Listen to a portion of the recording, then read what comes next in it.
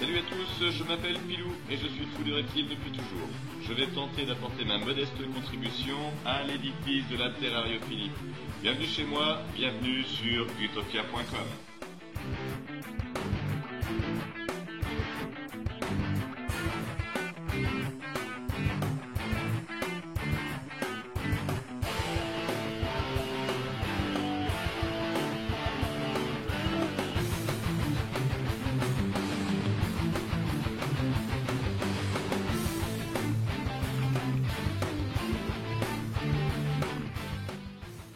Salut, bienvenue sur utopia.com. Voilà, alors aujourd'hui, je voulais vous parler un petit peu du gecko à crête. Voilà. Je vous présente le gecko à crête, pour ceux qui ne connaissent pas. Corelophus ciliatus, un gecko qui vit en Nouvelle-Calédonie, qui a été redécouvert en 1994. Jusqu'alors, il avait été considéré comme disparu, espèce disparue. Et puis, après un ouragan, les chercheurs ont redécouvert cette espèce, notamment Repashy. Et donc, ensuite, ils ont demandé l'autorisation au gouvernement français pour l'exporter aux États-Unis. De là, ils ont amené quelques couples qu'ils ont fait reproduire, et c'est un animal qui s'est tellement bien reproduit que maintenant il est diffusé dans le monde entier avec énormément de morphes différents, de mutations, et c'est un animal qui commence à prendre sa place dans la terrariophilie, voire une place de premier rang. Voilà, donc pourquoi est-ce qu'on l'appelle gecko à crête? Parce que comme vous le voyez, sur les côtés de sa tête, il a une crête qui descend jusqu'en bas de la queue. Voilà. Et si cette crête est bien dessinée, c'est un peu flou. Voilà. Si cette crête est bien dessinée d'une couleur différente jusqu'en bas, on appelle ça un full stripe. Des deux côtés, bien sûr. Là, vous voyez, ça n'est pas un total full stripe parce que hop, ici ça s'arrête, ici ça s'arrête. Voilà. Alors on voit qu'il a des petits points noirs, sur le corps. Alors certains ont des petits points noirs comme ça ou des gros points noirs. Alors on dit que cette mutation c'est dalmatien. Voilà, vous voyez tous les petits points qu'il a sur la tête, un petit peu comme une varicelle. Voilà, donc c'est un dalmatien. Et puis on voit sur les côtés qu'il a des sortes de flammes de couleur jaune. Voilà. Donc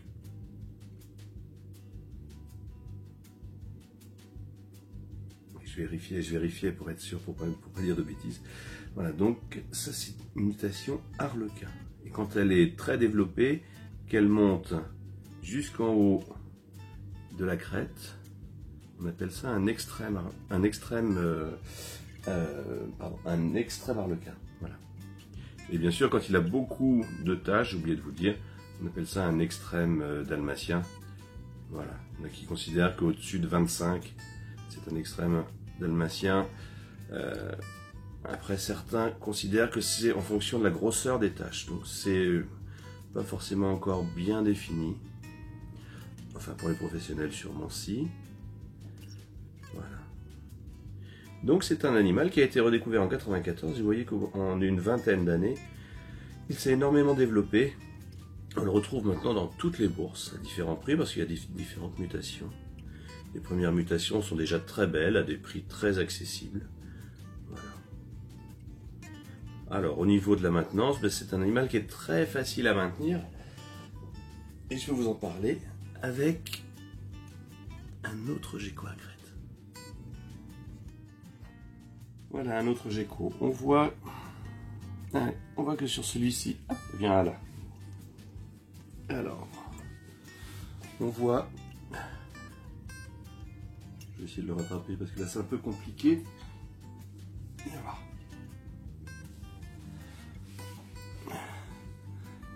Il ne va pas se laisser attraper. Voilà.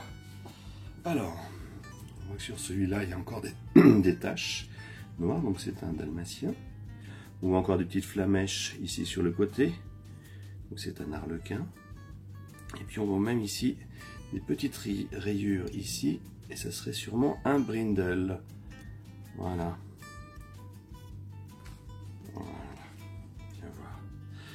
Donc au niveau de sa maintenance, comme je vous le disais, sa maintenance c'est très facile. C'est un animal qu'on peut détenir dans une pièce chauffée à température ambiante en hiver et dans une pièce non chauffée le reste de l'année. Bon, évidemment, il faut qu'il y ait entre 22 et 25 degrés à peu près. Et il a tendance à préférer, voilà, il a tendance à préférer une moyenne de 24 degrés. Sachant que 30 degrés peut être une température létale pour lui. Voilà, donc il faut être très vigilant aux températures extrêmes supérieures. Il ne faut pas dépasser 30, et même quand il y a 30, il n'aime pas du tout ça. Il n'est pas du tout à son aise. Alors qu'à 18, 19, il est toujours actif. Ce que j'ai pas oublié de dire, c'est que c'est un animal nocturne. Là, on voit bien les crêtes. Comme vous voyez, on voit bien les crêtes ici. Voilà, joli zoom. Donc c'est un animal nocturne. Donc si vous comptez le voir dans la journée, c'est un peu compliqué. Il a tendance à vivre la nuit, voilà, à savoir quand on veut le maintenir. Sinon, il a besoin normalement d'une hygrométrie assez élevée, sachant que, par exemple, Nicolas Hussard nous dit que au niveau de l'hygrométrie, il faut faire attention que pour les serpents, voire pour les lézards. Il n'y a pas forcément besoin de mettre une grosse hygrométrie si on met à disposition un bol d'eau. Il n'y a pas trop de nom. Qu'il se noie. Et puis ces reptiles, Altitude Reptile, un gros fournisseur de geckos à crête, un gros éleveur qui les détient sans leur mettre trop d'humidité. Il leur met seulement un bol d'eau, enfin un abreuvoir, et puis il dit que c'est largement suffisant. Bon, c'est vrai que moi j'avais dit que je ne les aspergerais pas trop, mais bon, je le fais un petit peu quand même. Mais pour l'instant, j'ai pas eu de problème de mue. Donc là maintenant, c'est très facile. C'est un arboricole, donc il faut plutôt un terrarium arboricole, plus en hauteur qu'en largeur. Même s'il est pas. Viens voir. Tu vas voir l'appareil photo, c'est ça. Même s'il peut se détenir assez facilement, il commence à s'énerver, on va en changer. Même s'il peut se détenir dans un terrarium large, comme il est petit, il n'y a pas de problème. On va en changer parce qu'il commence à s'agacer. On ne va pas le stresser trop. Voilà. À nouveau. Vous voyez qu'il y a toujours des petits points. Donc il est plutôt dalmatien. Il a toujours sur les côtés des flammes sur les côtés, sur les côtes. Donc c'est un arlequin. Il n'est pas full stripe parce que il manque sur ses crêtes. Il est plus vif. Voilà. On ne voit peut-être pas très bien, mais il manque sur ses crêtes. Voilà. Il n'est pas tout à fait.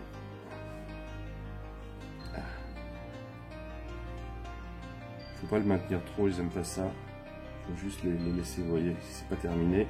Au niveau de la crête, il y a des endroits où il manque un petit peu, donc il n'est pas full stripe. Donc, au niveau de l'alimentation, ben c'est pareil, c'est pas quelque chose de très compliqué. Il se nourrit d'insectes, de petits grillons, de petites blattes, des runners ou des lubias. Et puis, je leur donne surtout la répachi. Alors ça c'est une poudre qu'on mélange avec de l'eau. Une cuillère de poudre, 2 cuillères d'eau. Vous voyez, c'est pas compliqué. Et puis, je vais mettre à l'intérieur. Vous voyez, c'est de la poudre, hein, voilà, qu'on mélange. Donc ce n'est pas compliqué, on fait son mélange. Et puis, on leur donne avec parcimonie, parce que c'est pas des gros mangeurs non plus. Donc il faut leur mettre des fonds de... faut leur mettre des fonds de mangeoire, hein, c'est largement suffisant. Et puis voilà, puis faut le changer tous les 2 jours. Moi je sais que j'ai une petite programmation d'alimentation. Par exemple pour les adultes, je fais un jour répachi, un autre jour grillon plus les restes. Ensuite le troisième jour pas de nourriture, le quatrième de la répachi, le cinquième des grillons plus les restes, le sixième pas de nourriture et le septième pas de nourriture. Voilà, et ça marche très bien. Enfin là, vous voyez, il n'est pas encore en taille adulte, hein, celui-ci. Voilà. Bon, j'avais trouvé ça sur Altitude Reptile. C'est pareil. Le gars d'Altitude Reptile nous expliquait comment il faisait pour ses adultes et pour ses juvéniles. Donc je suis un petit peu ce qu'il préconise. Ça a l'air de marcher pas mal. Voilà. Il ne faut pas s'inquiéter s'il n'y a plus de grillons. En plus, répachi... hop là. Et bien alors tu as fait un grand saut. Alors c'est pareil, pas s'inquiéter, s'ils font des grands sauts, ils ont sous les pattes et au niveau des articulations, je ne sais pas si vous voyez là, la peau qui s'étend un petit peu. Eh ben dis donc, toi t'es vif. Hein. Et donc ils peuvent voler entre guillemets, c'est-à-dire que même s'ils font une chute de la hauteur d'un corps, ils se font pas mal. Ils se font pas mal, donc faut pas s'inquiéter. Voilà, donc au niveau de la nourriture, voilà, et puis varier aussi, il y a différentes répachis, on a la mangue, il y en a... Alors ce que je disais, c'est qu'il y a une répachie aux insectes, et ça c'est pas mal, parce que bon, comme ça évite aussi de mettre trop d'insectes qui peuvent se faire la malle. Madame n'est pas forcément contente dans ces cas-là, voilà, de trouver des grillons dans son salon. Donc voilà, au niveau de l'alimentation. Alors on va en changer, je vais vous montrer un autre spécimen, et puis je vais vous parler de la reproduction. Voilà, le spécimen. Je ne sais pas si vous le voyez bien. On voit que sous le cou, il est un petit peu rosé, donc ce serait un porte-call, mais bon, sans conviction. Donc au niveau de la reproduction, donc bien sûr il faut mettre un mâle avec une femelle, hein, évidemment.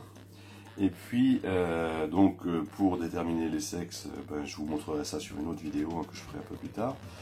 Mais donc, mettre un mâle avec une femelle, moi ce que je fais, et c'est pareil, j'ai copié ça sur Altitude Reptile, c'est que je mets des trios ou des quatuors, un mâle et 3 ou 4 femelles. Voilà, dans une samla, une boîte, vous avez qu'à regarder les vidéos précédentes, vous verrez dans quoi je les installe. Et donc voilà, toujours avec une branche feuillue, une boîte de ponte, et puis abreuvoir, mangeoire. La boîte de ponte pour moi c'est des yaourts, des boîtes de glace d'1 litre ou d'1,5 litre, arrondies là, vous savez, du style la laitière, enfin, et puis sur le couvercle je perce un trou et dedans je mets de la fibre de coco, voilà. Et puis ça fonctionne, hein, ça fonctionne. Je vais vous montrer ça après, mais ça fonctionne très bien. Et alors après, bien sûr, au bout d'un mois à peu près, vous allez gratter la fibre de coco tous les 2-3 jours, voilà. Et puis comme ça, vous avez peut-être la chance de trouver des œufs. Pareil, un très beau spécimen encore, qui vient de DDI. Dutch Dragon Import.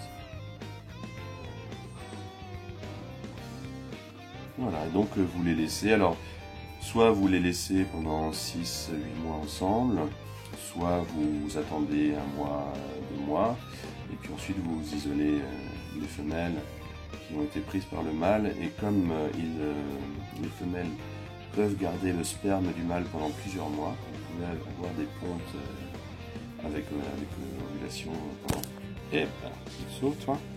pendant plusieurs mois. Voilà. Bien sûr, il faut les laisser pendant l'hiver se reposer, hein, les femelles ont besoin de se reposer. Il faut qu'elles soient en très grande forme pour les mettre en reproduction. Il faut qu'elles aient un taux de calcium élevé, donc il faut les avoir bien nourries. Avec du répachi, il n'y a pas besoin de faire un ajout de vitamines, de compléments de calcium, puisque c'est déjà le bon équilibre. Voilà. Et donc, quand on a bien fait son travail, qu'on a bien trouvé un mâle et une femelle, normalement, on a des œufs. Alors, je vais peut-être poser. Je vais vous montrer ça. Alors, quand je vais poser quand on a bien fait son travail, et que les animaux se sentent bien et veulent bien se reproduire, parce qu'ils ont aussi chacun leur personnalité, c'est pas parce qu'on met un mâle et une femelle ensemble qu'ils vont se reproduire forcément, hein. Mais voilà ce que ça peut donner au bout de quelques mois. Voilà. Donc là, vous voyez, j'ai déjà 3 paires d'œufs, parce qu'ils pondent par paire.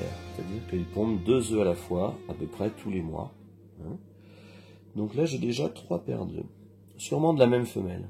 Alors vous voyez, évidemment, j'ai noté tout de suite l'origine, la date de ponte. Hein. Je les ai mis, comme vous avez vu, dans une boîte à visserie, là, une boîte de bricoleur. J'ai vu ça, c'est pareil, sur internet, sur Supreme Gecko. Et bon, ça avait l'air de bien fonctionner, donc j'essaye comme ça. Donc, voilà, j'ai mis aussi de la fibre de coco, humidifiée. Alors, au niveau de l'humidification, ben, c'est quelque chose que, au départ, j'avais des dosages précis, et puis maintenant, ben, à force de le faire, on ressent un petit peu quand c'est trop humide, pas assez humide, on essore, etc. Voilà. Et puis, j'ai rajouté 2 petites boîtes avec de l'eau pour garder l'humidité à l'intérieur. Parce que, normalement, c'est très hermétique, donc l'eau ne s'évapore pas. Donc, j'ouvre aussi, c'est pareil, toutes les semaines pour vérifier que tout va bien, et pour réoxygéner à l'intérieur. Parce que les œufs respirent, donc ils ont besoin d'oxygène. Si on ne les fait pas respirer avec du bon oxygène, ben ils sont comme n'importe quel animal, ben ils vont dépérir. Voilà, donc il faut bien penser à oxygéner les œufs, et donc à ouvrir régulièrement si vous n'avez pas fait de trou dedans. Voilà, je remets les œufs au bon endroit. Voilà. Donc, voilà, ici je vous avais déjà présenté, maintenant c'est fini. Alors je vous le présente, je suis assez fier de moi. Donc là, vous avez ben, les cages individuelles, hein, voilà, des cages de 35 litres. Ici, vous avez les cages de reproduction, voilà, des SAMLA, hein, qui font 40 de haut. Voilà, donc on voit, alors, comme j'avais déjà expliqué, hein, chacun a sa fiche personnelle avec un QR code, comme ça je retrouve très facilement sur mon logiciel. Et puis, bien évidemment, ici, les cages pour les petits, avec eux aussi une petite branche avec des feuilles. Et puis, je leur mettrai également des boîtes à œufs, que je mettrai au fond, parce qu'ils aiment bien faire leur déjection dedans, et c'est plus facile à nettoyer après. Alors voilà, bon bien évidemment là il faudra que je mette quand même des couvercles, parce que vous voyez que j'ai fait un petit peu trop haut, et là évidemment ils vont passer sans aucun problème, donc je mettrai des couvercles, puis ça m'évitera aussi de leur coincer les pattes quand je tire les tiroirs, si je fais pas attention, on peut leur faire du mal. Voilà, je vais vous présenter un autre animal. Voilà, je vous présente mon dernier que j'aime tout particulièrement.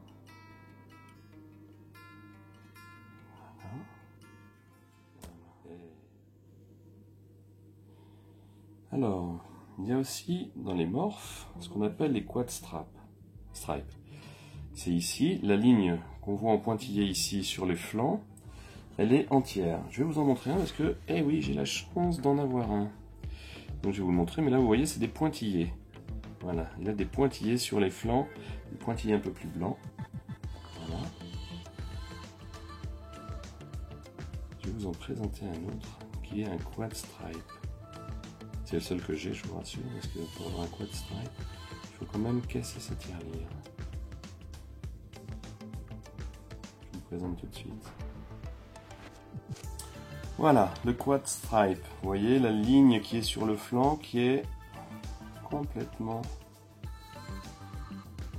sans aucun arrêt. Sur le dos, on voit qu'il est totalement full stripe. Vous voyez, ça ne s'arrête pas. Et des deux côtés, on a hop, la petite ligne sur les flancs. Voilà un quad stripe. Je suis assez fier.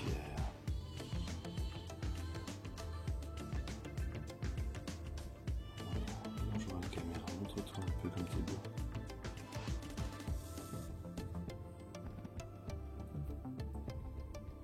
Voilà.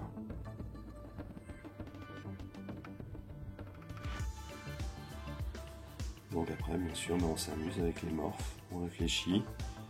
Quel mâle on va mettre avec quelle femelle pour avoir quel résultat. Statistiquement, c'est la loi de Mendel après. Alors pour savoir ça, on peut faire un carré de Punnett pour savoir quel résultat on peut avoir en fonction des mutations, des morphes, et en fonction de la transmission génétique, c'est-à-dire dominante, codominante, récessive. Voilà, c'est tout un travail qu'on fait en hiver, on s'amuse à faire ça, des petits carrés de Punnett. En plus maintenant, au lieu de les calculer, ils peuvent se faire directement sur internet. Il y a des logiciels. Regardez-moi ça, si c'est pas beau. Ah, c'est un peu fou. Regardez ça. C'est pas une beauté ça. Super. Il est en train de se lécher les yeux, d'humidifier ses pupilles parce qu'il n'a pas de paupières. En même temps, il prend des informations dans l'air ambiant qu'il ramène à l'organe de Jacobson, voilà, pour savoir qui je suis, est-ce que je suis bien celui qui s'en occupe d'habitude, où est-ce qu'il se trouve, etc. Grâce aux odeurs. Voilà. Donc voilà, donc je vous remercie d'avoir vu de regarder cette vidéo. J'espère que ça vous a plu. Je vais essayer d'en faire régulièrement avec des animaux à vous présenter. Voilà. Parce que j'ai d'autres animaux à l'élevage. Voilà. Donc je vous dis salut et à bientôt sur gutopia.com. Je vous dis salut aussi. Salut les amis!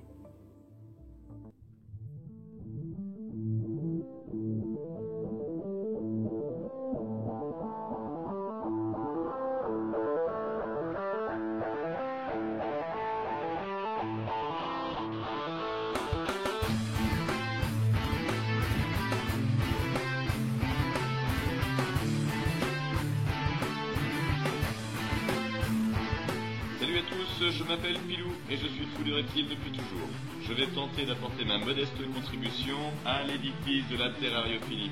Bienvenue chez moi, bienvenue sur gutopia.com.